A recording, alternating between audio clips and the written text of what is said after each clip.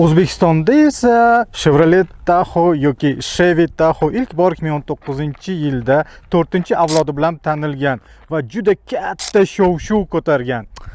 Tashqi o'lchamlar bilan emas, narxi bilan. Bu o'sha 5-avlod faqatgina facelift bo'lgan varianti. 4-avlod Tahoe bilan bu Tahoe'da o'zgarishlar juda ham ko'p, ammo o'xshashliklar ham mavjud. Bahaybat radiator panjarasi. Bu yuqori komplektatsiya bo'lganligiga qaramay, bu yerda juda kam xrom detallar ishlangan. Ular yo'q emas, kuzov bo'ylab ular mavjud, lekin 4-avlodga qaraganda, agar esingizda bo'lsa, u xrom detallar bilan porlagan edi. Bu yerda xrom detallar unchalik ko'p emas. Yillar mobaynida Tahoe o'z tashqi ko'rinishida shu 2 qavatli chiroqlar bilan juda mashhur bo'lgan va tanilgan.